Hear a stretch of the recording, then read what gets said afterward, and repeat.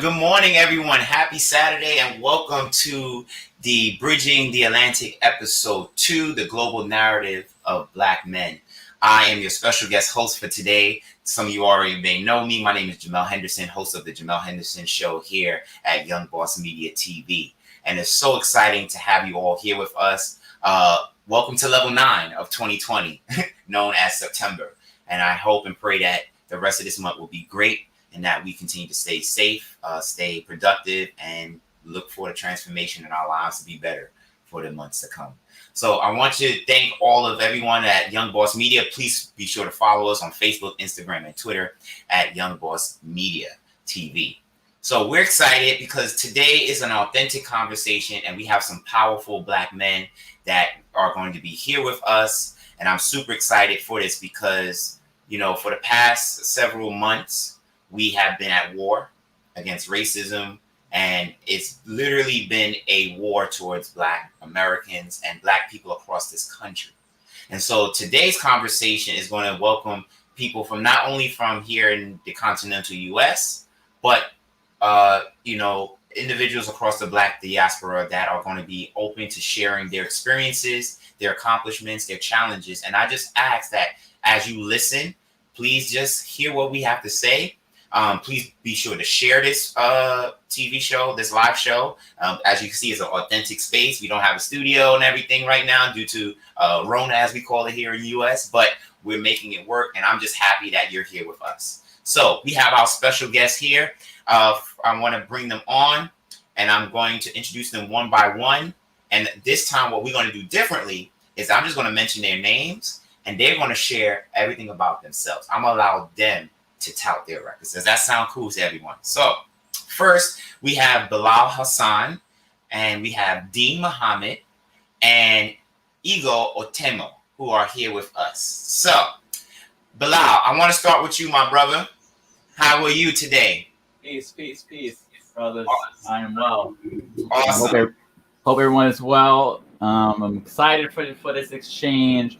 I'm excited to be on Young Boss TV and this beautiful platform. My name is Bilal Hassan. I am a proud graduate of the first historically Black college and university, Lincoln University, PA. I'm also the executive director for New Freedom Exchange show, which is a digital platform where we host guests in the effort to promote social dignity through community empowerment. I'm also the marketing chair for the HBCU Hub Incorporated, which is in New York City, and we serve all the New York City high school students, Black and brown, to help them get admitted into HBCUs. Awesome. Thank you. I really appreciate you being here, my brother. Next, we have Dean Muhammad. Welcome. Tell us about you. Yes, sir. Thank you also for inviting us here. Shout out to Monica Grant and Young Boss Media.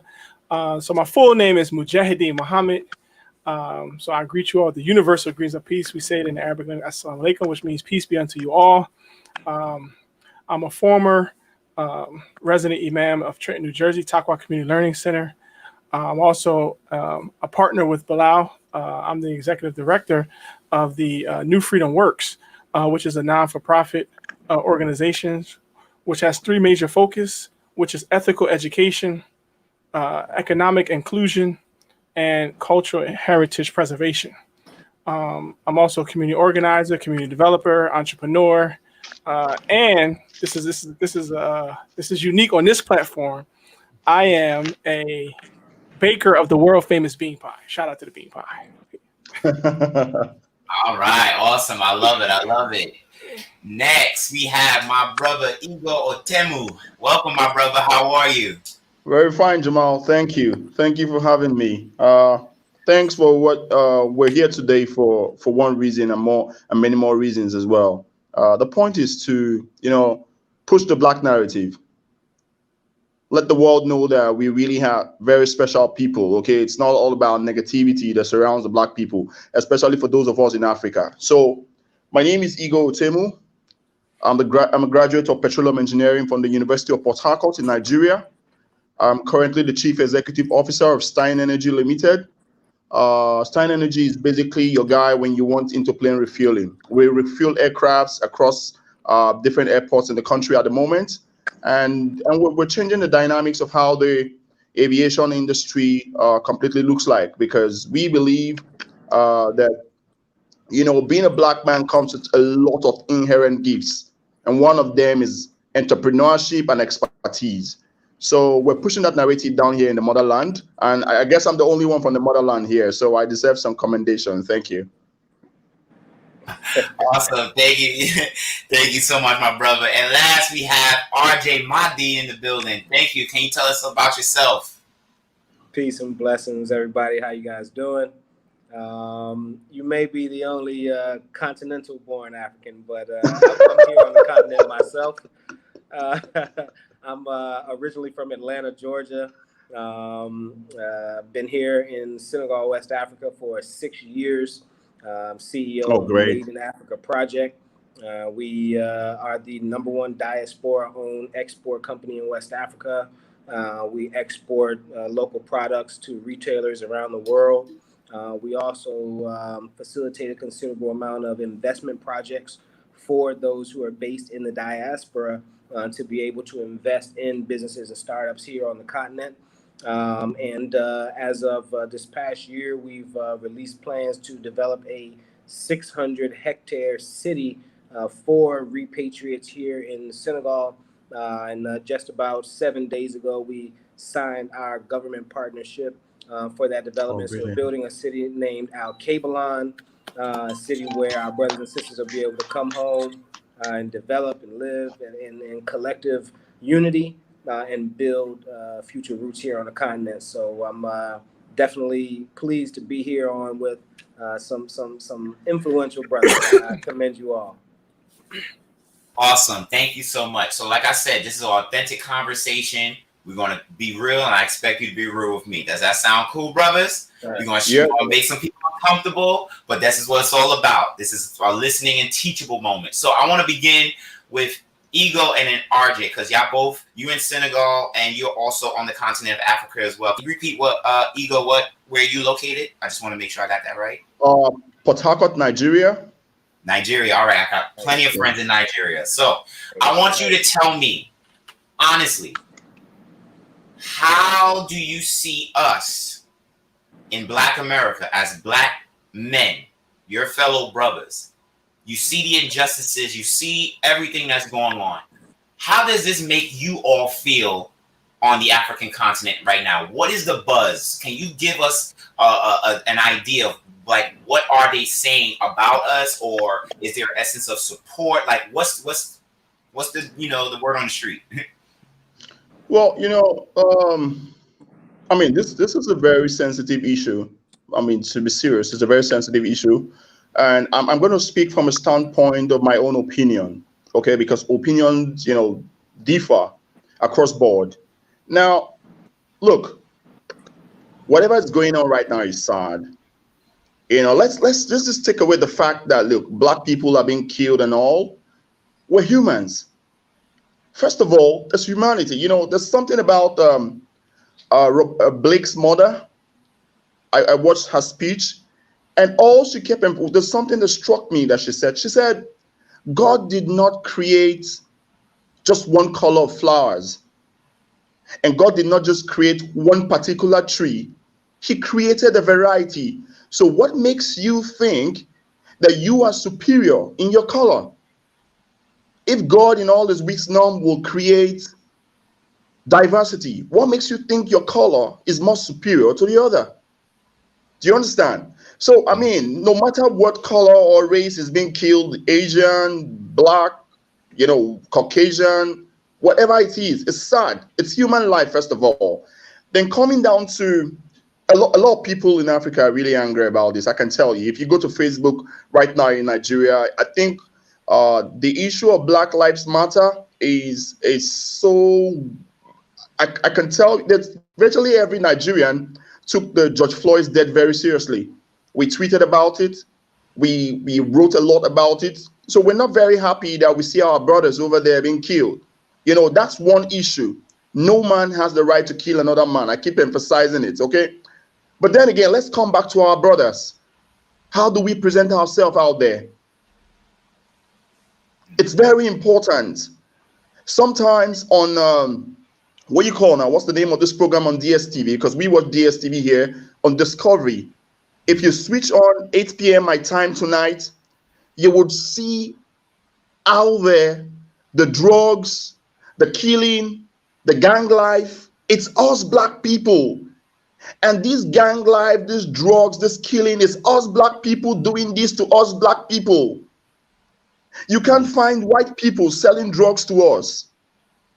It's important that we understand this. We need to change. You know, I tell people, I said, look, yes, the white man came to Africa and made us slaves, but don't forget that our people sold them as slaves to the white man. That's very true. It's very important that we keep that in mind. Our people, Africans, we sold our brothers out. I mean, it's a blessing, because if they didn't do that, I wouldn't be having all you wonderful men here. Do you understand? I understand. Exactly. So now we are there. What impression do we put out there for the world to see? Now, everybody here is a black, successful young man. This is the narrative we want to push out there. So we want to appeal for those our brothers who are out there. But let's keep our head down. Let's develop our communities. Let's help each other out. Let's first of all take life very seriously. If you see a black brother down and injured, stop and help him. Do you understand? If a black brother has been molested, stop and help him. And stop the drugs. They give us these drugs and we go for the drugs. Look, you see people on the streets naked and screaming. What for? It degrades your humanity. So I am concerned in the way we are being treated as black people. It is totally wrong. Then I'm also concerned about the way blacks treat blacks. Let me give you a case. South Africa. The South African man will kill a Nigerian and call him a kwiri. Do you understand? Yeah. This is not the Boers killing us now. The black South African will kill a Ghanaian. He will kill a Nigerian because he feels that man has come to take job in his economy. Do you understand? This is black to black. The people who have been gunned down on the streets, apart from the police, it's black gang members killing black gang members. Isn't it? No, it's all makes sense, and these are all valid points. And I think what you're saying is true, you know, in many aspects. And we're going to get into those topics as well. So, yeah. RJ, if you don't mind sharing, same question. Like, what are you hearing on your end, you know, being on the motherland of Africa, like seeing everything that's going on here in the continental U.S.? Oh, I think we lost them. Okay. All right. Yeah. So let me switch to Dean and Bilal, if you don't mind answering this question. So we heard the aspect from our brother Ego about what he sees over there, right? The injustices of happening of Black Americans here. Have you noticed the dynamic shift of how Africans are being viewed here, and that there is a sudden, and if so, what is the ear to the ground that you're hearing about our brothers and sisters in motherland Africa? So whoever would like to go first. I'd like to go first. Okay. In reference to that issue, I think the from my what I have heard and my understanding of how Africans are viewed in the African American community and just here in the United States in general, it's still the stereotype, it's still the norm that in Africa there's basically, you know, this notion that the African people are, you know, they just walk around maybe in butt naked. You know, they enforce stereotype. Yeah, they enforce stereotypes that, you know. I'm clothed. I'm fully clothed. Yeah, you're fully clothed, but you know, in our minds, in the psyche of the American people, of the large masses, the mass media here in America has told us a narrative that Africa is this, Africa is this, Africa is savage. They're poor. They live in poverty, which in some cases, yeah, it's true, but in a lot of cases, it's not true. You know, in the majority of the cases, it's a fallacy. We've been lied to. I think the African American people have been lied to, and I think there was a sown discord. There's been a sown discord and a disconnect between the African American people here who are indigenous to this country, along with our fellow brothers and sisters in Africa. So there's a disconnect. So on the streets here, I just think that, you know, there's still that hesitation, disconnect. Should African Americans connect with Africa? Should we feel like we're brothers and sisters? Did they understand our struggle here in the States, here in New York City, or here in Atlanta or LA and these other urban communities?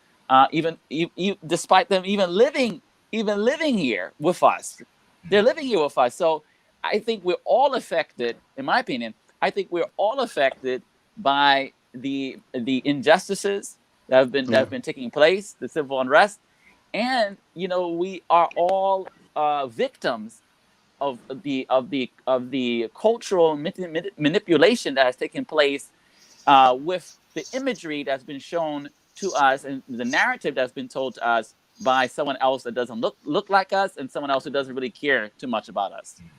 I think that's quite. I just wanted to. Yeah, go ahead. I just wanted to say one thing about that, because that manipulation of the narrative has actually happened on both sides. And forgive my camera cutting off a minute ago. We're actually in the middle of a storm right now, so it's like the internet's cutting up. But here on the continent, people have been just as miseducated about us African Americans as we have been about them. So living here on the ground over the past 6 years, one of the things that I've come to realize is many people here, I'd say 95% or more of the people here, know nothing about our Jim Crow era. They know nothing about our segregation era. They know nothing about mass incarceration in America. They know nothing about, you know, our drug and gang problems. They know nothing about the racist issues we're following. And until very recently with these global protests, many people have thought that us African Americans are actually extremely privileged, wealthy, right? The only thing that they actually see about us is the celebrities, right? They see LeBron James, Michael Jordan, Beyonce, Serena Williams, right? They see these kind of names and they feel as though perhaps those of us who are in America, we're all straight, like we're paid and we got it made. And when you tell them about some of the oppressive situations that we're in, when you tell them about some of the history that we face as far as the justice system, as far as racism, as far as these type of things, they're surprised. And they oftentimes even break down in a sort of not guilt, but you know, sorrow, because they feel like there should have been some involvement before now, but because of that misinformation, you know, if nobody knows you're in trouble, nobody's coming to help, right?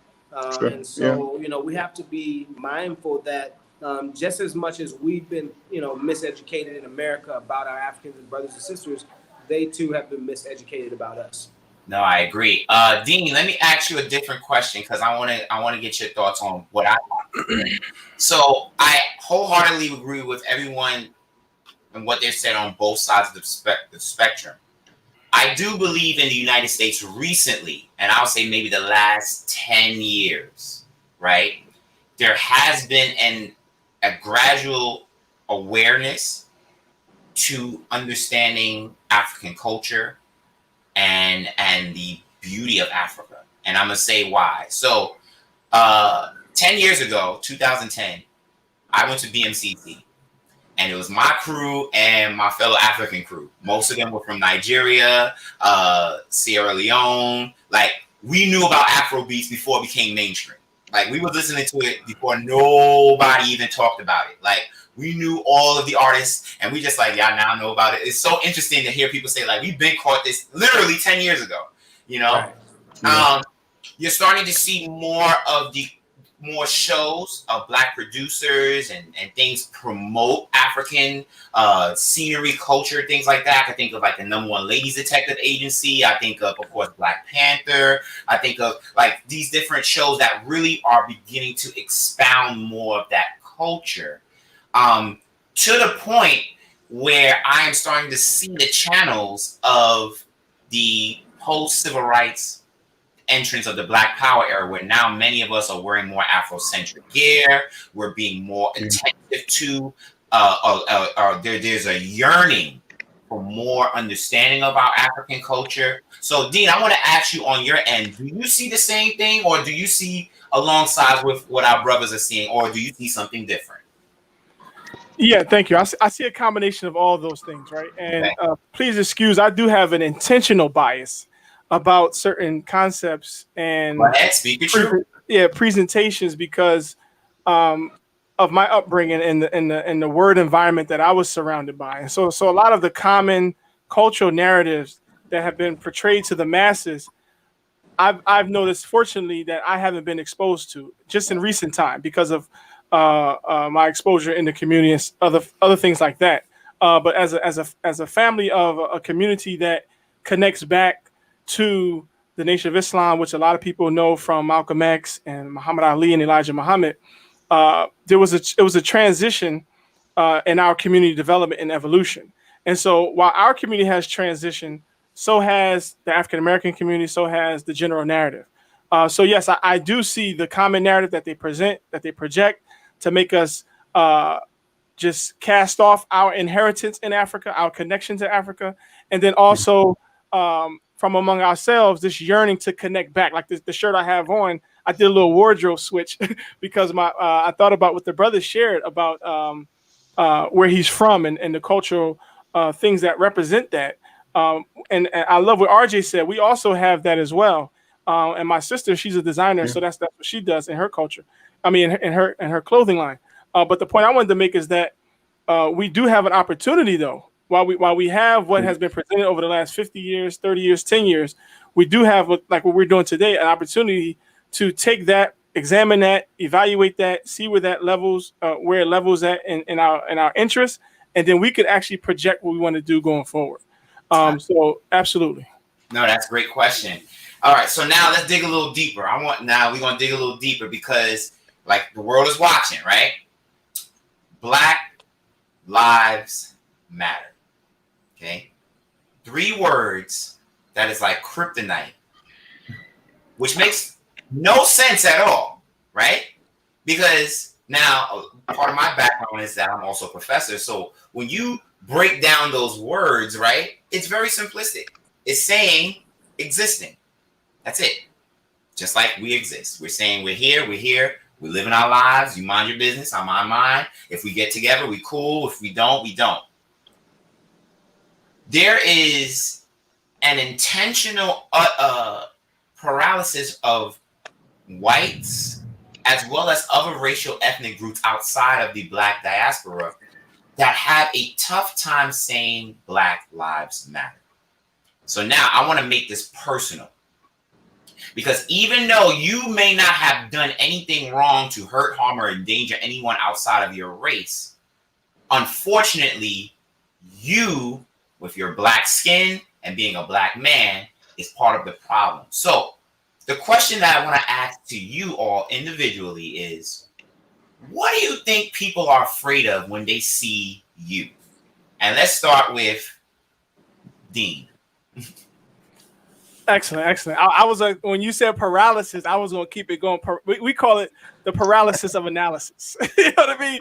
And so people have this they have it, right? So for me, the question is, what do I feel when people see me? Correct? Yes. Yeah.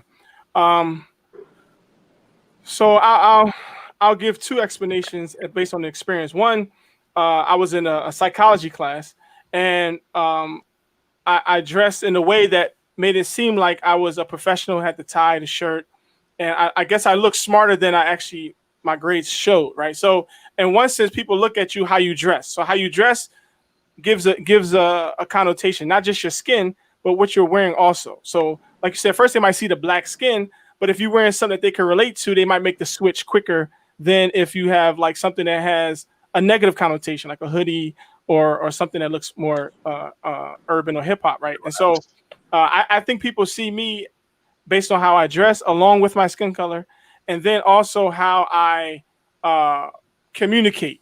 What they call the nonverbals, right? My smile, my attitude, all those things affect how people see me. And so sometimes that could be in fear, like in the case with police officers. If I've gotten pulled over several times, I'm a driver by trade, so We'll get into that. yeah, I get pulled over all the time, and it's how you read them is how they read you, and so that's how I've been able to survive a lot of situations that if I would have turned like they wanted me to turn up, it could have been a unfortunate situation. Awesome, thank you. Ego, can you share with me, for you, my brother, how you are seen in the eyes of people that don't look like you? Well, I think first of all, it depends on how I see myself. I see myself like royalty. So, I mean, everybody looking at me should see myself like a royalty. I mean, if you check the history books, you see that Mansa Musa, an African from Mali, at one time was the richest man on earth. Okay? At one time in history, Egypt had the biggest library on earth. That's right. They were not joking in the library, they were reading. Alexander the Great left Greece and went to Egypt. He built a city there, Alexandria. We're kings. We've been kings from day one. We're royalty, blue bloods, perfect. Now what they do, they try to demean us, make us feel different. There's a way someone tells a lie continuously to themselves, somehow, someday it starts sounding like the truth. We were never slaves. We were taken by force. That's the mentality they want to keep. That's the mentality, because you can't see me in my brown, dark, beautiful mahogany skin and think I'm any different. If you place me and another race, 60 years from now, I'm still dark and lovely. The guy is wrinkled. How is that guy superior to me? No, can't think of it. I speak in a distinct, hoarse voice. I am man personified. Check the history books. The first early man was founded down in Tanganyika. Tanganyika is not in Europe. Tanganyika is not in what? It's not in the US. It's in Africa. We are the origin of man. I keep saying it every time. The black man is the origin of man. So there's something Condoleezza Rice said once. She said, I've been black all my life. Nobody's going to take that away from me. Do you understand? I do understand. So I've been black all my life. Black, proud royalty, standing 6 foot tall. I'm so proud to be black. So when I go out there, I teach other races what I know. I'm the source of knowledge. Black is the source of knowledge. There's a narrative out there. They tell you the black is the devil, the white is the God. Nah. Black is fertility. That's why you put a humus soil, you plant something and it grows. Try to plant on sand. Sand is white. It never grows. We are life itself. I can't push this narrative. First of all, it all begins in your mind. I love it, brother. I am a king. I appreciate it. So that's how I see myself. I see myself as king and special. And the whole world has to see me that way, brother. They have to see me that way. I respect that. And the world heard you loud and clear. So, RJ, could you share with me yours? How do you think the world sees you? And just share your experience. Yeah. Are you talking to me? Yes, RJ, yes. Yeah. And you mean here on the ground? Yeah, how people view you, like, as a black man? So I like what Brother Dean was saying. The essence of it really falls back on a lot of imagery or visual, physical. And so as a black man, what's often not seen enough is our intellectual, is our emotional, is our, the side of us that matters, right? So like you say, there are a lot of meetings that Caucasian guy can walk in little more than jeans and some New Balances and a Walmart T-shirt, and he'll still walk out with the check, right? But somebody in our flesh and complexion, we'd have to go above and beyond for that same check. We'd have to suit it and boot it, as they say, right? So there's a higher expectation when it comes to what you're worth based upon the image, the visual, the physical. And I think that, what really has to change is our image of ourselves. So we have to hold ourselves to that standard of greatness, thus making it imperative that others do the same. And I know sometimes we have our cultural differences, and we like to do things a certain way just to, be in our element. But it's often necessary to be a chameleon of sorts. We've got to be more diverse. We've got to be more well-versed. We've got to be more, able to integrate in different environments, not necessarily just with Caucasian people, but period.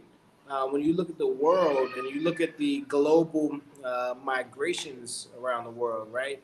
The Asians, the Chinese, Japanese, they go out around the world, they travel, they do business internationally, they're recognized everywhere. You look at the European, or you look at the Arab, right? In America, the Arabs, they own all the gas stations and this and that, right? They've got their hands in these things globally. But when you look at African Americans, outside of our communities or our neighborhoods or our societies, we're not having that impact on a global scale, unless it's sports and entertainment, which is kind of our only claim to fame. So we've got to start to diversify and varietize our experiences. Really, the more that we travel, the more that we get out and operate outside of our birth environment, the more intellectually savvy we'll be, the more intellectually accepted we'll be, and people will start to recognize and respect what the Black man has to offer. So it's very important. I spent the last 15 years of my life focusing on that, creating value that was beyond just the physical, right? When everybody else is investing in their, $3,000 Yeezy shoes and their $1,000 handbags and their, rims on their cars and whatnot. I was investing in my business and my education and in my connections and in traveling. My first time outside of America, I was 16 years old.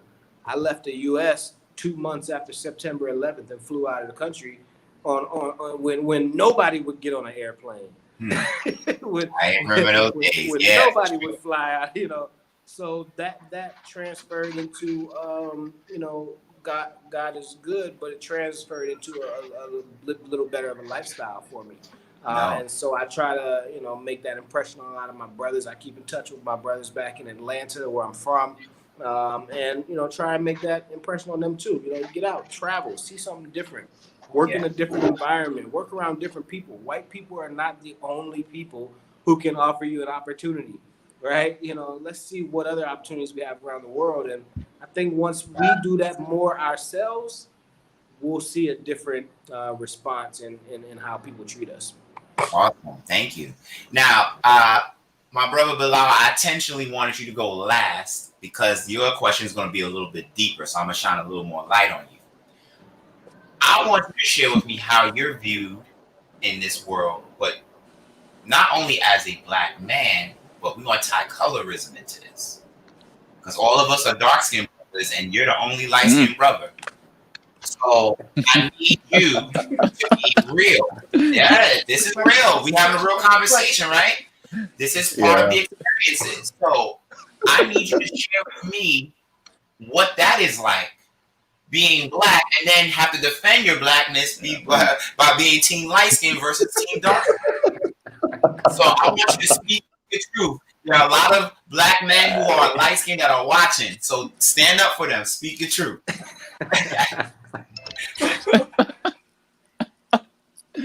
Well, wow. I mean, That's a so tough one, eh? wow. There's a lot of ways I want to approach it. I mean, is it? Yeah, I mean, there's a lot of ways I want to approach it. I mean, because to be honest, as you stated, my father is African American, my mother's Caucasian, and I majority of my life, I've spent in the African American Muslim community specifically, and just the African American community in general. That's been my life. I'm not saying I don't have any other friends outside of that, but that's basically I was born and raised in a community that was very tight knit. I went to a private school, the Sister Clara Muhammad School, named after the Honorable Elijah Muhammad's wife, of the Nation of Islam. And when I got there, and I was homeschooled from K to 6, so I was kind of nurtured, So when I got into a real big social setting and around a lot of African Americans, the first thing that came out their mouth was like, "What are you doing here? Like you're white," somebody saying, and you're this, you're that, and I'm like, "No, I'm not." Somebody saying, and it's and then it even transitioned into my collegiate experience. When I went to Lincoln University, it was like that too. I had sisters walk up to me and say, "Well, you're white." I had one sister walk up to me and say, "Well, I went to your Facebook page and I went through your pictures and I saw your dad is black." I said, "You had to do that just to see who I am?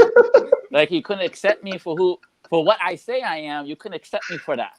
What I'm saying? And and then like Brother Dean mentioned, one time, me and my friends, we was driving. I was in the car. I was riding shotgun seat. They was pulled over. We was pulled over, and I kind of felt bad because it's just like, damn, man. On the other side of the coin, people would say I'm a little privileged because I'm very light. So I'm saying I'm very light and I can get by.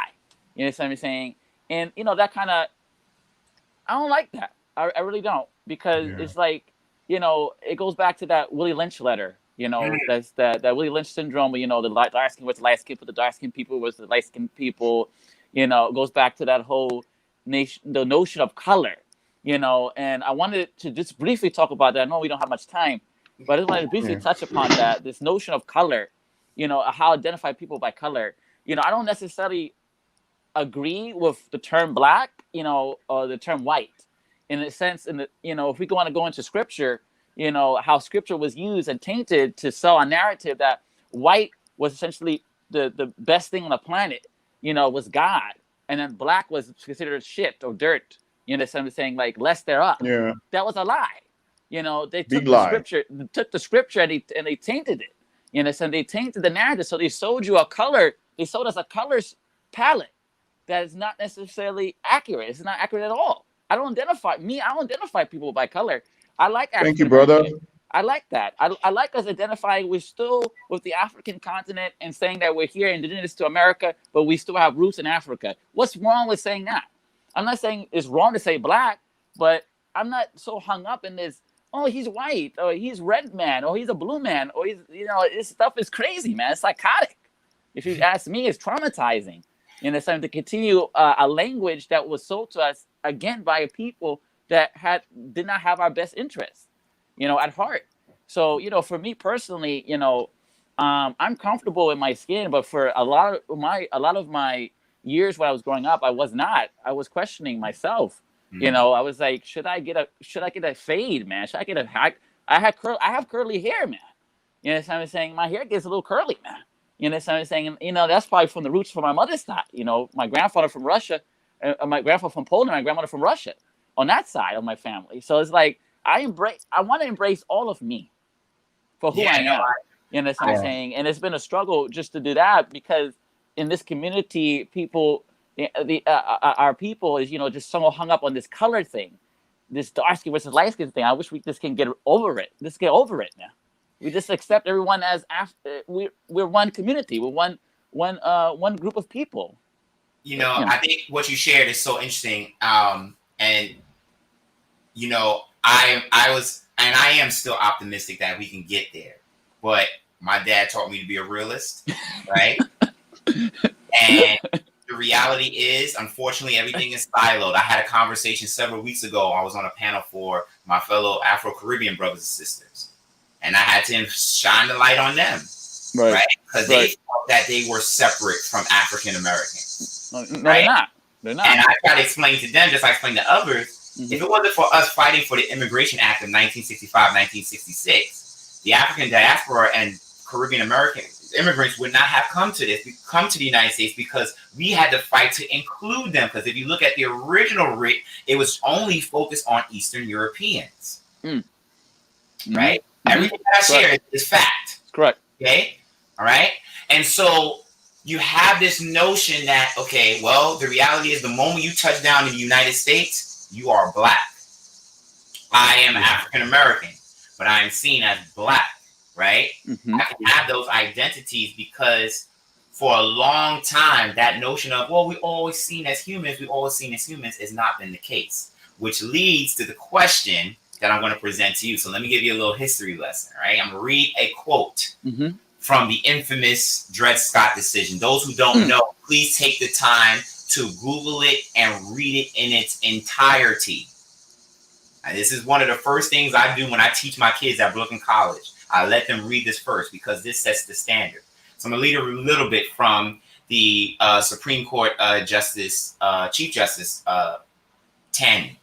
So the question is this: can a Negro whose ancestors were imported into this country and sold as slaves become a member of the political community formed and brought into existence by the Constitution of the United States, and as such become entitled to all of the rights and privileges and immunities guaranteed that instrument to the citizen, one of which rights is the privilege of suing in a court of the United States in the cases of specified in constitutions.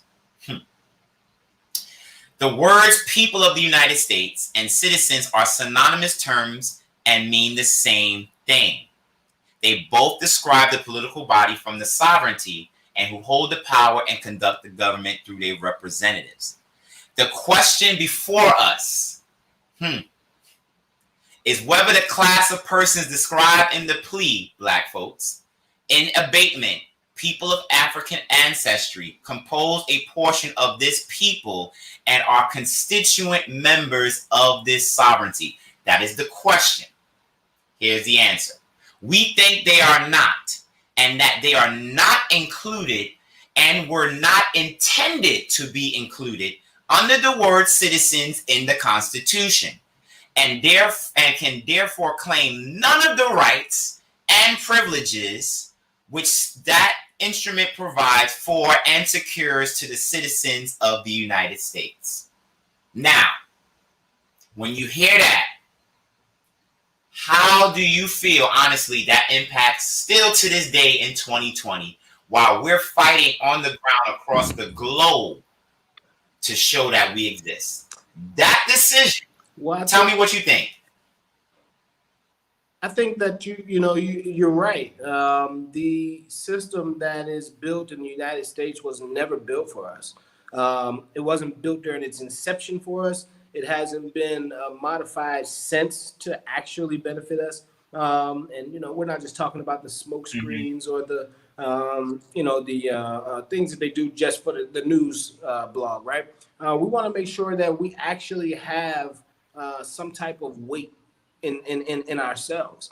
And so that's the reason why we do what we do in bridging people with the African continent and bringing people home, because without a home base, you have nothing, right? You're only as strong as the foundation that supports you. And if we are, only surviving as dependent, right, or dependents in a country that has historically enslaved and oppressed us, we will never gain that kind of respect or status. And so in coming home and reconnecting with our continent, we're able to rebuild from the ground up. We're able to re-strengthen our foundation. And once that foundation is strong, then we can go back out into the world and conquer. And then we can go back out in the world and build commerce. Then we can go back out in the world and do, what the rest of the world has done, which is to branch out and create, these different legs and arms around the world. But you can't do that if you're sitting on a crooked foundation. You can't do that if you're sinking, right? And in America, we're sinking. Again, it was never built for us. It's always been a situation where we've been at the short end of the stick. Now we see that with the pandemic. Our communities are the most affected. We're the most unemployed right now during this time.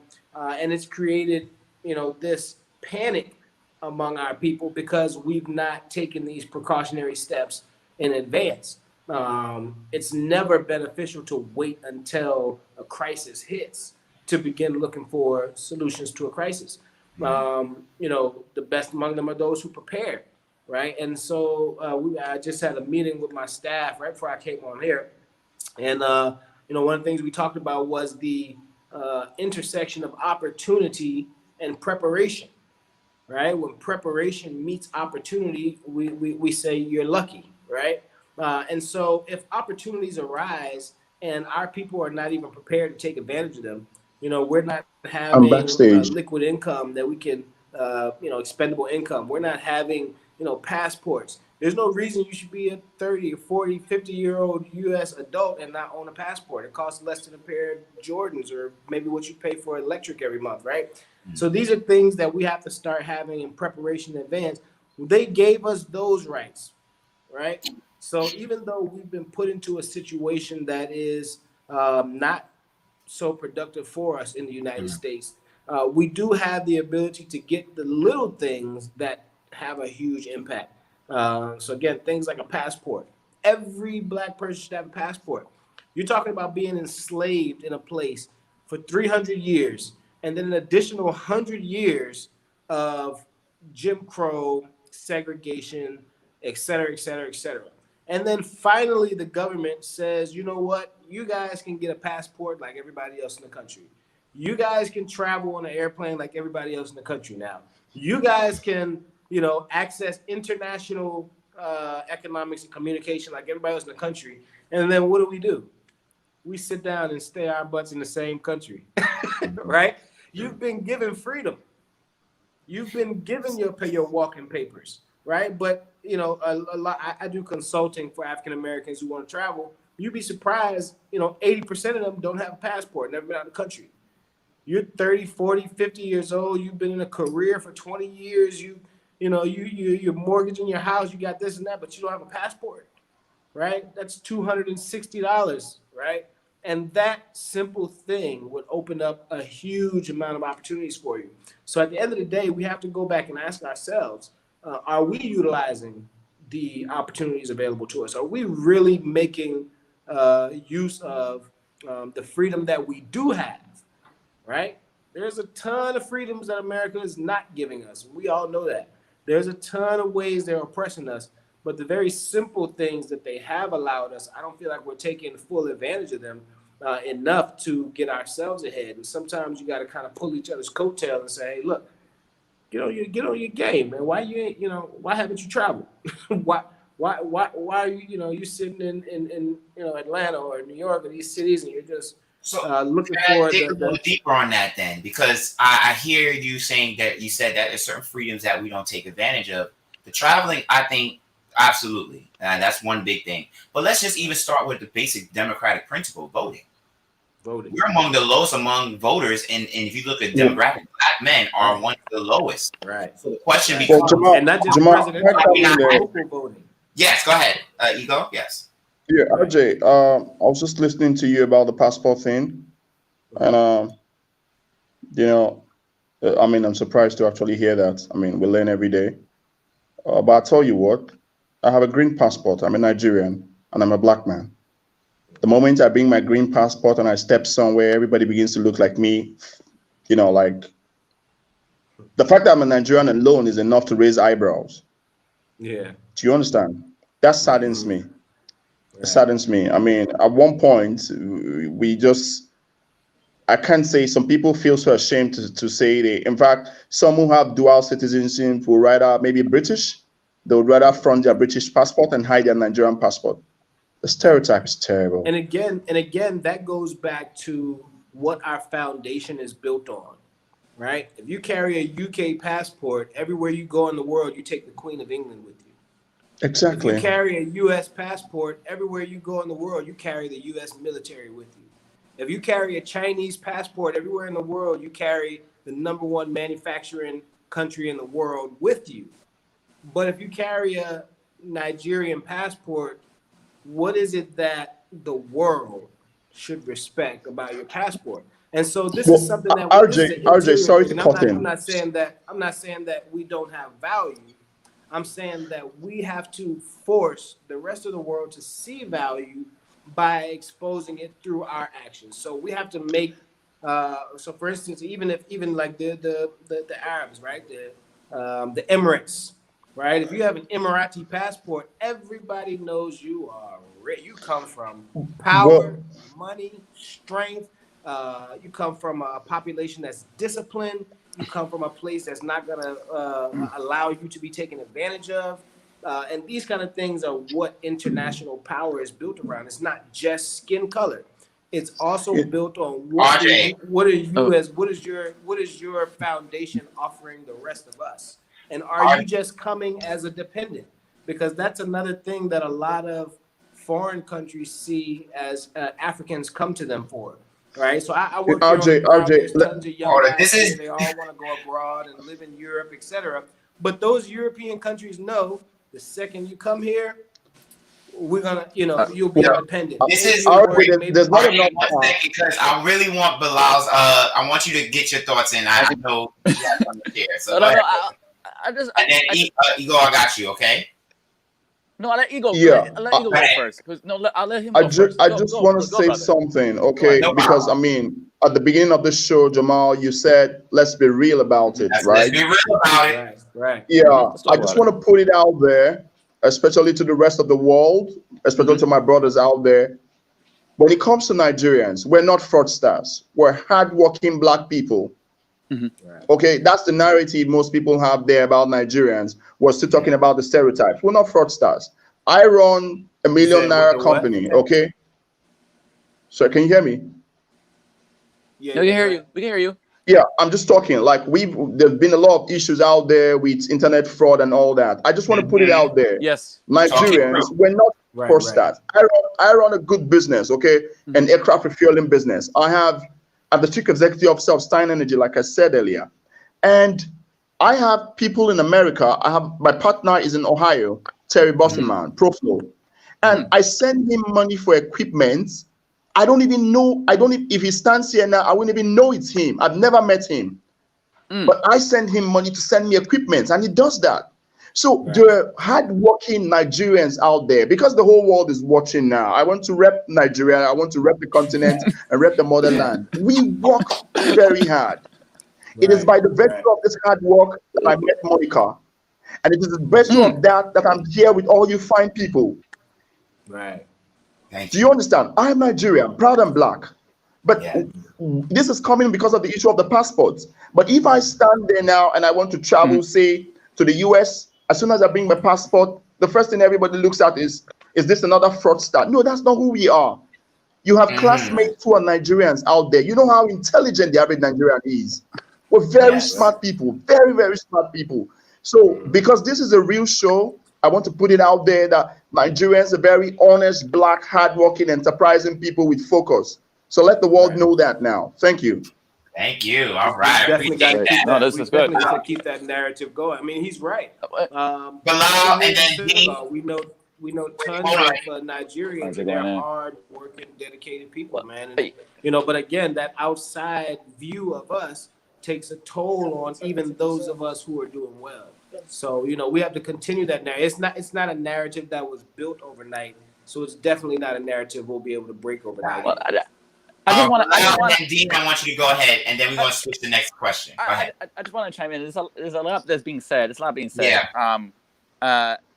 One thing to Nigeria, to the point of Nigeria, Name Azikiwe is a Lincoln University graduate. He became the first liberated Nigeria. You know what I'm saying? He became the first president of liberated Nigeria. And then Kwame Nkrumah liberated Ghana. You know what I'm saying? So I know, and I went to school with a lot of from Nigerians, a lot of people from Ghana, brothers and sisters from Ghana, and I have very much respect for them. very much high respect for our brothers and sisters, man. Because at the time when we were fighting our oppression here, they were working on liberating themselves from the same colonizer that enslaved us. Right. At the same time. Yeah. At the same Yeah. time. At the same time. And in fact, Kwame Nkrumah met with Malcolm, met with Adam Clayton Powell, met with there was a collaboration going on there. Let's not forget it. Let's not forget our history. Let's not separate I from agree. that. Let's not separate from Agree. that. And let me just point something there. If you look at the dates of independence for most African countries, 1960. Absolutely. Between Between 1957 to 1965, 80% of Black Africa were already free from colonial masters. Check the records. Right. I think it was just South Africa and Rhodesia, which is Namibia now, that hung up to like 1980 to 1990. About that. Aside that, the whole of Africa, Black Africa, was liberated in between 1957 to 1960. The records are there. Oh no! Dean, if you can, hold on, I gotta get Dean because he's been quiet. I want him to get the closing thoughts and then go to the next question. Or both of you, Bilal, Dean, which one y'all want to close that part out? Go ahead. I just wanted to say something about the voting part briefly. I know this is a whole. We can have a whole show about that. Yes, I just want to say briefly my piece on it. As African Americans, Black people. So I'm saying, we've been lied to. I'm gonna say personally. I want to say personally, we've been lied to by both parties, the Democrat and Republican Party. This is time for a new independent vision. It's time for a new independent vision. It is time for us as a people to really get serious about community development. They're on the grassroots level. It's time to return back to and preserve our cultural heritage. In the sense that we're not solely dependent on the system. Yes, we want to participate in the system, but know that the system is not going to give you everything. Know that the system hasn't given us anything, but know the system works on a local level too. Let's talk about the president. Okay, you can have it. We want to get rid of Trump. Trump is not the biggest problem to the Black people. It's not our biggest problem. I'm just being frank with everybody, man. Everybody's saying, let's vote Biden, let's vote Hillary. You're voting, you vote that and then you fall back. My problem is we fall back and we become comfortable. We're reactionary. Spontaneous solidarity. We were just reactionary people. We got to stop doing that because they're abusing our vote. They're abusing our power of organizing. They have not done that to any other ethnic group. Every other ethnic group has gotten together and they know what their issues are. Yes, they may have disagreements as a family, but when it comes down to getting stuff done on a community development level, they know when to put that stuff aside and they know when to unite. No, I think that's valid. Dean, any closing thoughts before I go to the next question? So just briefly, the connectivity of it all, right? It just brought to my mind the African American Organization for Unity that Malcolm developed, and then there was the African Organization for Unity, right? And then, of course, the powers that be. And we talk about system. Again, this is a pet peeve of mine about system. I mean, just like in creation, I think one of the brothers mentioned earlier. I mean, in creation, you have the system of the plant, the system of the bee, the system of the fruit. Like everything has a system. So let us not minimize system of governance to like a standard that's. If you look back at the Dred Scott, I know you said that's the base, but in reality, they call themselves the Supreme Court. But if you got issues of child molestation, slavery, you're not that supreme. So if we put everything in the real context. They actually undo their own power, So let's leave it at that. So I'll just leave it at that. But I did want to bring up the AAU because those principles we still could influence. We could still develop today: restoration, reorientation, education, economic security, and I just want to take this time to give a big shout out to all of us and the great people of the city of New York. We've been hitting the ground over 3 months consistently. We are going to, I believe, and I said on the ground, we're going to break history. We're going to surpass the Montgomery bus boycott because I feel like the people of New York City are very serious. And if you don't know how we move, you'll see. We will be out there in our Timbs and our North Faces. Like, I'm looking forward to the wintertime being protesting because that's going to be even more fun. Right? Like, that's what I'm looking for. But I want to switch it because the world is watching. There's an honest conversation of narrative Black men. So we also have our phenomenal Black queens that are watching. And so we're going to take it there. Now, several weeks ago, of course, we are all still fighting for justice for Breonna Taylor. Those officers are still living free, relaxing their lives on a Saturday afternoon while Breonna Taylor's family is in anguish. The deeper context to the target of Black women, right? And one of the things that I wanted to start doing was begin internally among Black men. So about 2 months ago, I went on my Instagram Live and I shared my vulnerability. I confessed that I've done wrong to Black women. I've had dated other women outside my race, experienced other women outside my race. But at the same time, I owned the things that I've done growing up or as part of it, because I felt like it's so important for Black women to hear and own the things that we have done wrong and to do something about it. So I confessed the things that I've done wrong, and my commitment was going forward to always continue to be a stand for Black women, to protect them, to lift them up, to promote them. And if I am doing something wrong, it's important to correct me on it, so that way I can be better, right? I want to ask you all this question. Why do you think, in your opinion, Black men cannot be vulnerable enough to be that stand for Black women now? You're seeing right now in society, especially with the unfortunate situation with Meg Thee Stallion and many others, of how Black men are treating Black women, but yet they're not allowing themselves to be strong enough to be a protector and in a way that will especially in this climate. So I want to hear your thoughts. I know, Bilal, you had your hand first. So go ahead, brother.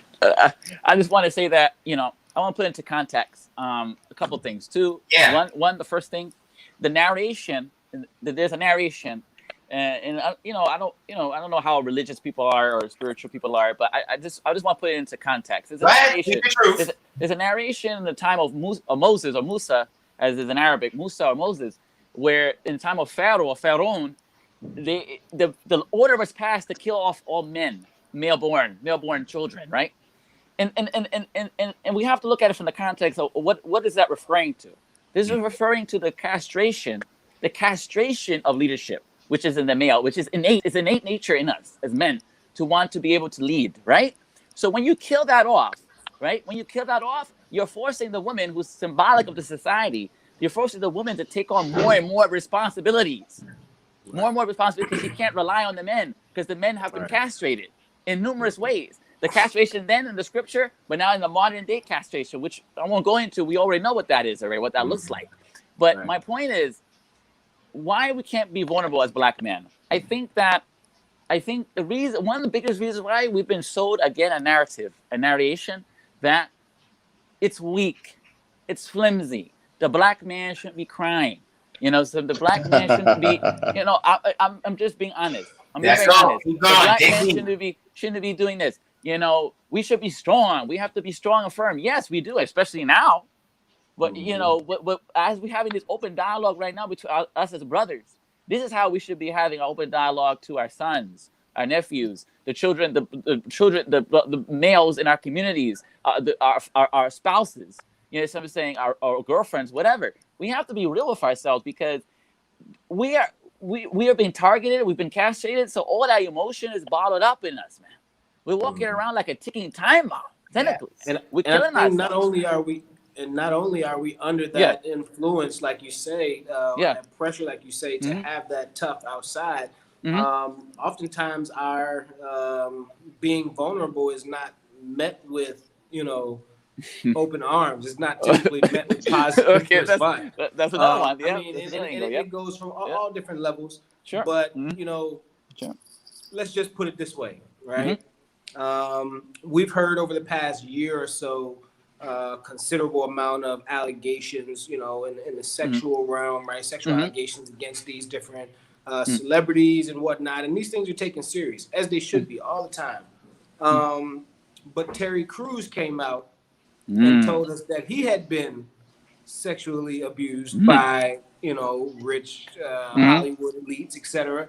And the world was like, please, Terry Crews, look how big you are. Look how strong you are. Yeah, right. We don't believe it. We don't support it. We don't, right? So now everybody else who looks at a Black man be vulnerable and then be attacked is now telling themselves, I will never make myself vulnerable. And so that's not just on a celebrity level or on Sure. a large level like that. Even in households and in the workplace, where our emotional side is not often welcomed or met with good vibes, right? And so now we're forced to either let those emotions come out and reap the negative response, or hold them in, battle them on our own, and oftentimes that can eat us up and wear at our it can wear at our mental condition as well. So it really is kind of a conundrum, because we're creatures of habit, but we're creatures that respond to a historical experience. But can I say, RJ, though? Jamell, can I just comment on that subject, Go ahead, please? go ahead. Yeah, it's back here in the motherland, continental Africa. Some things are a little different from what you have there in terms of these relationships, and I just want to point out, first of all, I come from a house where my father had total respect for my mother. Do you understand? What we're just saying now, we're looking at how strong we are to be. This is a problem. What is the solution? The values are important. We need to, first of all, understand the values and teach the values to our children. Respect the feminine folk. Respect the black woman. It's very important. Like earlier, Bilal was saying something about how when Moses is about to be, children were being told to kill. Don't forget, his sister and his mother is the reason why he was alive. If the sister and the mother had not acted, there would have been no Moses. So which means the African woman has a special place in our lives. It's not, look, I keep telling people every day, you're the man, you don't need to make emphasis on that. You're created torso. Respect the woman. We have a saying here. We say the man is the head of the house, but the woman is the neck. Okay? I like that. If your neck doesn't move, your head is stiff. You can't even stay 24 hours. Do you understand? They give us direction. We say here in Africa, I say it every time, what the woman sees, it takes the man till the situation is bad and terrible before he sees it. They see ahead of us. That's why sometimes your woman says, I would like for you not to associate with this person. It is not because they don't like the person. It is because they already have a premonition that, look, they see ahead of us. So it's the respect. How do we respect black women? Because it is the way we treat black women that will make people out there treat them likewise. Do we respect them enough to show them out as queens? Okay, I like going back to the history. Cleopatra, black, powerful, wonderful. She dragged 2 Roman generals to Egypt, Julius Caesar and Marcus Antony. It was so bad that Marcus Antony died with her. That's how to tell you how powerful the black woman is. So if you have to cry, cry. If you have to laugh, laugh. If you need to share your pains with her. You never know how strong a black woman is till you open up to her. Do you understand? If we wrong them, go on your damn knees and say you are sorry. It doesn't take your manhood away from you. That's how we deal with them. Ego, can I say something? You on a roll right there, and I'm going to yield it to Dean because I want to ask you this question. Then we're going to continue this, right? Everything Bilal, RJ, my brother, you all said is valid. Now let's be real, okay? Because I stand for that. I believe in that. But the reality is there are black men who are intimidated by black women, and they decide to go to another race. There's this. Let's be real. This is what I'm about. You can go on social media. You have a lot of these people that say that they're standing for black women, they're here for black women, right? But they find themselves finding a different race. Now, I believe love is love. However, the reality is, and this is a historical lesson, there was a research done in World War II by white men during the time of Jim Crow. And I call it the forbidden fruits of what they didn't want to see black men be around. And guess what the number one answer was? White women. White women. That is still And that was World War II. And it still applies today in 2020. Think about how you see what's going on. And so, and then the question that you hear comments from celebrities to everyday local people or people in our community that say, well, you know, I want to be with someone of a different race, more particularly a white woman, because, you know, black women, they too much drama, they too much this, but they're not looking at it from your aspect of being the neck. So my question is, and I want to turn to you, Dean, what is the message that you want to say to those black men that find black women intimidating? What can you tell them? Give them a message. Good luck. It's nothing like ours. Good luck. But I get it, right? And I had to look up the term vulnerability just to bring myself back to the origin of it, because and it says it refers to the inability to withstand the effects of a hostile environment, and a window of vulnerability is a time frame within which defensive measures are diminished, compromised, and lacking. And so when I saw that, I thought about, like, okay, what you just said, right? Okay, here is our sisters who've been through everything, right? And then here comes the opportunity to stick with her. We're at the finish line. We stick with her and we win the race, or we jump ship, join another race, and get, because we're more relaxed now. But you're at the finish line. So I would tell a brother or sister, we're at the finish line as a people. All the things we've been through, now we're connecting back to our motherland. We're connecting back to where we come from. Now we can really evolve and show the real humanity in all people, because among us, we have all different hues, all different languages and everything, right? And so if we put it in that context, we're almost at the finish line. But one thing that sticks to me about just the vulnerability in general, about why black men struggle with vulnerability to women, is just that also, right, that there are other men competing for our women.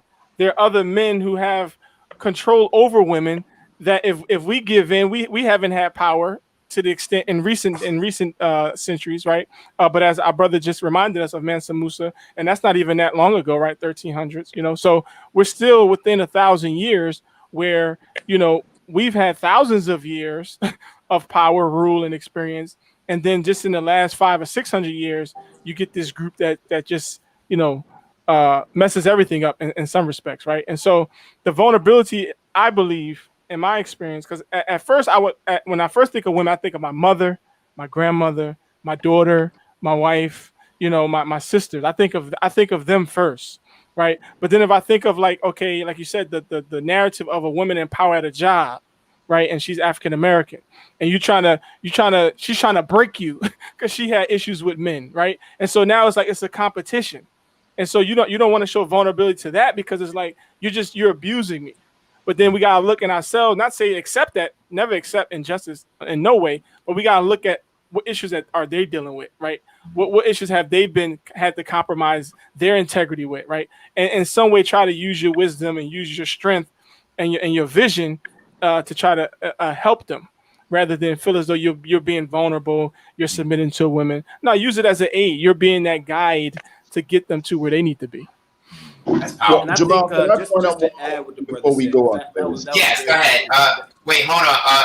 Go ahead, Ego, and then RJ, you close it out, and then I'll. Okay, RJ, sorry, I'm coming in early. No problem. Go ahead.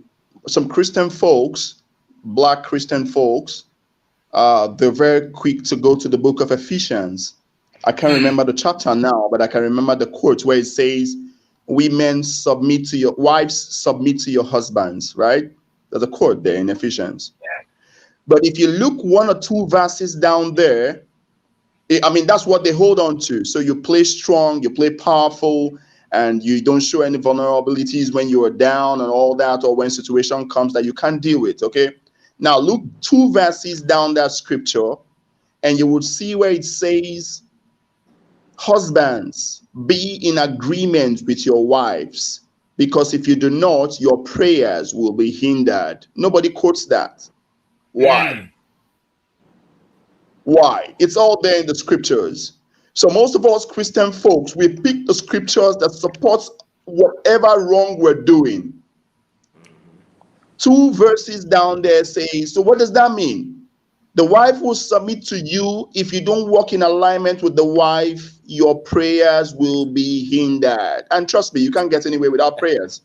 You work hard and you pray to God. You know, man proposes, God disposes. So put it at the back of your mind. All my black brothers out there, while you're waiting for submission, there are 2 verses down there that says, if you don't agree with her, whatever you do will not work. God bless you. No problem. RJ, you take the last 30 seconds and I'll go to the last question. So I just wanted to say about the black brothers, particularly being intimidated by the black sister. And I want to tread lightly. I know my brother Bilal here also has interracial parents, and I don't want to offend that. But in the scope of it, I think what's really happening is it's like trauma on trauma. And so in this day and age, one of our most important tasks as a people, as a whole, as a community, is getting past our trauma. We've all experienced it. We all come from the same thing, whether you are continental African and lived through colonialism, whether you are African American and your parents lived through Jim Crow, your grandparents lived through slavery, etc., whether you're from the Caribbean, whatever, we have a lot of trauma. And so as part of that process, it is our duty as black men and black women to help each other through that trauma. And some of us have more trauma than others. Now, I do also believe that there are those among black men who don't necessarily want to have to de-traumatize a woman. So what those other communities of women offer are less trauma. And so, not saying that that's a bad thing, because there are beautiful families that have come out of it, even cousins of mine, things like that. We have, a mixed family. But I think it is also important for us to understand our duty to helping each other get through our traumas. So for our brothers that are out there, it can be sometimes a little more difficult with our sisters, but that's only because of the trauma that we've all been put through, and it's nobody's responsibility but ours to help those sisters get through that trauma. And to our sisters, be patient with our brothers. Just like we said earlier, man, a lot of our brothers have been castrated, have been taken out the system, cut off from jobs, cut off from opportunities, sent in, and so we have traumas we have to get over as well. So we need patience. So RJ, I want you, because you're getting ready to lead to the last question, because we have about 8 minutes left. And that is, so we talked about the vulnerability behind black women. And I want to close this out with vulnerability between each other as black men. I am not a foster parent, but I honor my foster mother. I don't have the credentials, but for 14 years, I've helped black men, from people who I know to complete black male strangers. I never knew them. I brought them in my house. I welcomed them. I gave them stability, and they spread their wings and flown. For many of these black men, this was the first time they felt love, they felt support, they felt compassion, and they felt like they were protected. I know for sure most people join gangs because they're looking for protection and love that they didn't get from home. There's a new trend now, and it was a startling article in the New York Times a few months ago that says, black men are being vulnerable, and that's a beautiful thing. Like as if this is a new, to the world it may be a new phenomenon, but this is something we have been doing. So I want to close with this question. How important is it for a black man to say to another black man, I love you and I care for you, without it being anything but what it is, without it being sexualized or anything like that? So I'm going to go in order. So RJ, I'm going to start with you, Bilal, Dean, and then Ego, you close this out, okay? So RJ, you got the first take on this. Right. So very important. That's something that I have seen improve, especially in circles that I've been in lately, is that camaraderie of brothers. I think that, it's funny because as men, we're natural warriors. And during, warlike times, we bond the closest. And so when you look at what's going on in the U.S., you look at our brothers getting killed every other day. You look at our oppressors taking advantage of particularly black men at a higher rate. It kind of makes us appreciate each other a little more. and it kind of makes us feel as if we're on the same side. We're in this together. As we see right now, the gangs are coming together. The Bloods and the Crips have, made a truce, right? We're seeing that we are understanding that there are bigger issues out here than just us, and that together we're stronger against those issues. One of my brothers just called me the other day. They're in Wisconsin, or Minnesota, where the Blake shooting happened, and he was saying the same thing. He's like, man, these people out here, they taking care of us. They don't even know us. We drove all the way out here from Atlanta, right, to be a part of the protest and to support this brother. And now the people here are supporting us. They're giving us places to sleep. They're feeding us. They're taking care of us. Because now we understand that we share a common challenge, a common enemy. And so telling each other that we love each other and showing each other that we love each other and being a support for our brothers is imperative right now. If we're going to see the other end of, or the other side of this, time that we're in, we got to support each other. We got to show each other we got love for one another. Awesome. Thank you. Go ahead, my brother.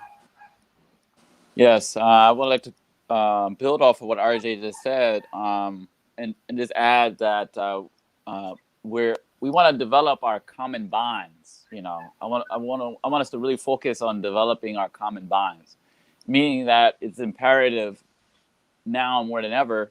It's imperative that us as brothers, as men, that we look out for each other, that we show compassion for each other, that we respect each other, no matter what. And we hold each other accountable, and because accountability is part of that leadership. When you step in the role of leader, and it doesn't have to be, people get scared of this term, man. It doesn't have to be a leader. You don't have, nothing fancy, man. You're a leader in your community if people give you that recognition or not. In a sense, you are that person. So when we men step out, we have to support each other, man. We have to look out for each other as we step out of our doors. Out of our front doors is, like RJ said, is a war zone out there. We getting killed left and right. Getting castrated left and right. So like, my focal is always throwing back to historical context. We have movements like the Black Panthers. We have movements like the Nation of Islam. And different movements that brought men together, brought men from the slums, brought men who were gang members back then, who were pimps, who were drug dealers. Cleaned them up and said, well, listen, man, let's use our time more productively in raising men and protecting our women. And holding our women in a very respectful regard. So I'm saying the women will take us more serious once they see us men taking ourselves serious and taking our responsibilities as men serious and holding each other accountable. And that's what I have to say about that. Thank you, Dean. Yes, sir. So I want to say I love you, and I appreciate you all. I appreciate you, Brother Jamell, leading the discussion.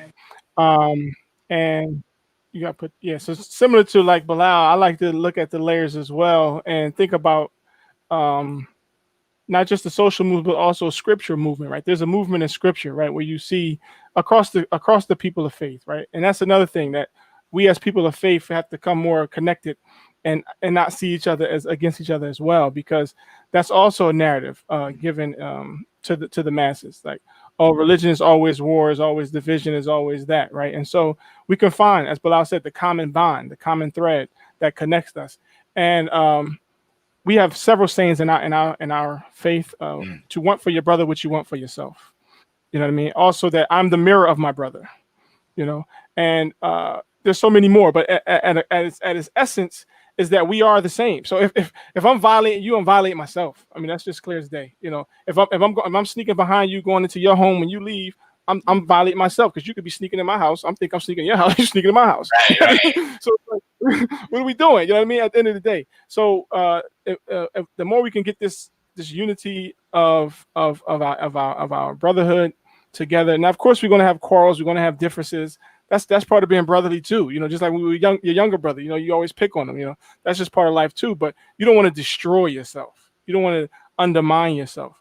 And that's what we're doing when we take advantage of each other, just because you think we might get advanced, just because it might be something that we want that they have. At the end of the day, we all we got, and we all we need. Thank you. Ego, close us out, my brother. You're on mute. You're on mute, brother. There you go. Can you hear me now? Yes. Can you hear me now? Yeah, I just want to say something. When we say we love ourselves, black brothers, okay, it's about trust. We must trust each other. Okay, I should be able to trust RJ to say, RJ, you know what? I'm in Senegal next week. I'm putting up with you.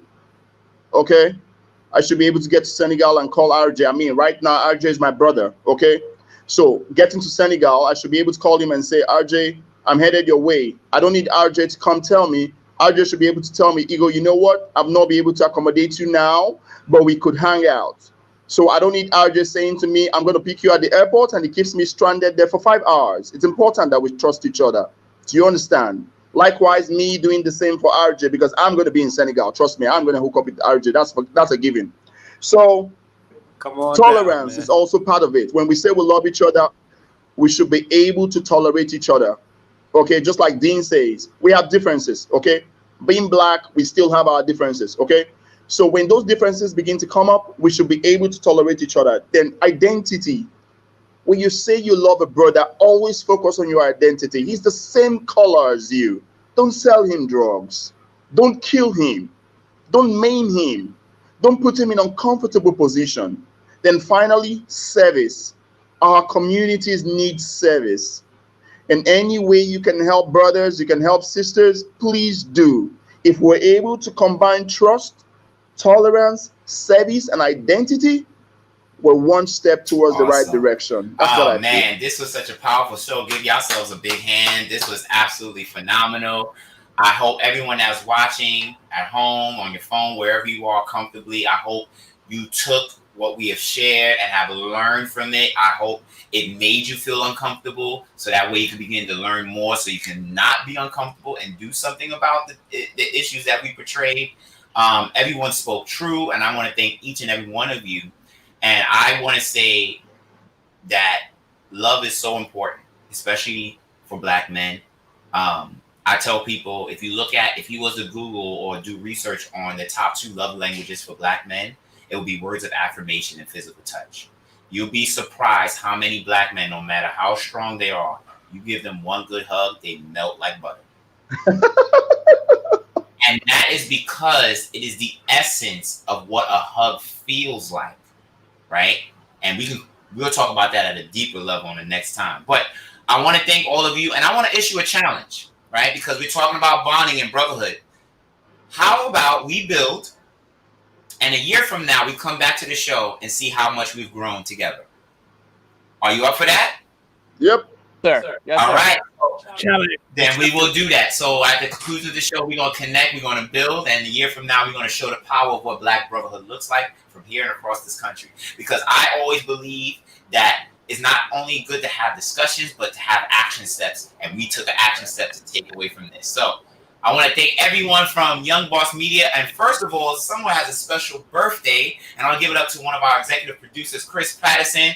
Happy birthday to you, a phenomenal leader in Young Boss Media. Happy birthday. We love you. May God bless you. We continue to keep you in prayers. We want to thank everyone who has watched on Facebook and Instagram.